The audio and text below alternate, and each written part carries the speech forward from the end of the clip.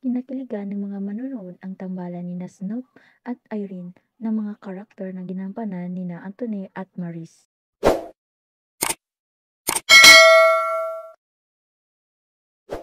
Magtatapos na sa May 10 ang Can't Buy Me Love na pinagbibidahan nina Bel Mariano at Danny Pangilinan.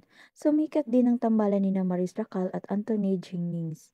Dahil sa nakikikilig nilang mga eksena sa serye, malaki umano ang pasasalamat ni Maris sa panunuan ng Kapamilya Network na nakaisip na pagtambalin sina Anthony sa kauna-unahang pagkakataon. Thankful po talaga kami na nakaisip na i-prepare kami. Thankful po ako doon na kilala ko si Anthony. Sobrang sarap katrabaho, sobrang sarap ka-eksena. Finally, nakahanap din ako ng ka-eksena na sobrang well connected.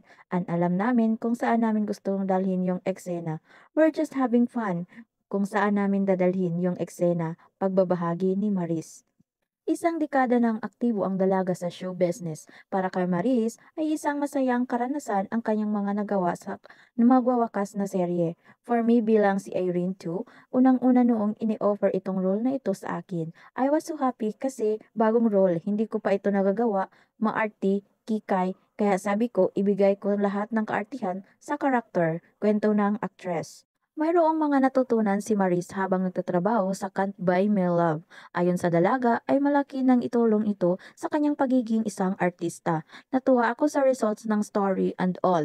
Doon ko na-realize na sa bawat eksena na ibinigay sa inyo, ibigay mo talaga lahat ng best mo. Ibigay mo 100%, even more than that. Kasi you'll never know anong mangyayari because of that.